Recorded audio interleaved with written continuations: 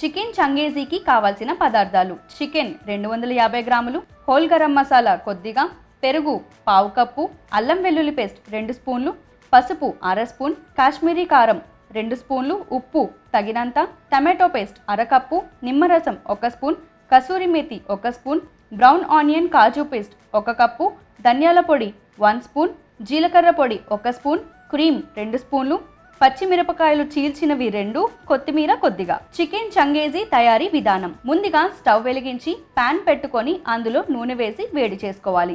ఈలోగా mixing bowl తీసుకొని అందులో చికెన్ ముక్కలు, నిమ్మరసం, పసుపు, కారం, ఉప్పు వేసి బాగా కలుపుకోవాలి. వేడైన నూనెలో హోల్ గరం మసాలా, పచ్చిమిర్చి, అలాగే మ్యారినేట్ చేసుకున్న చికెన్ ముక్కలు, అల్లం వెల్లుల్లి పేస్ట్, అలాగే రుచికి సరిపడా ఉప్పు, పసుపు, కారం, ధనియాల పొడి, టమాటో పేస్ట్, ముందుగా చేసి పెట్టుకున్న బ్రౌన్ ఆనియన్, జీడిపప్పు పేస్ట్ వేసి బాగా కలుపుకోవాలి. తరువాత ఫ్రెష్ క్రీమ్, పెరుగు, కసూరి మేతి, కొత్తిమీర వేసి చక్కగా కలుపుకొని మూత పెట్టి 5 నిమిషాల పాటు ఉడికించుకోవాలి. మసాలాలో చికెన్ బాగా ఉడికాక స్టవ్ ఆపి సర్వింగ్ బౌల్లోకి తీసుకుంటే గుమగుమలాడే మొగలాయి స్టైల్లో చికెన్ చంగేజీ రెడీ.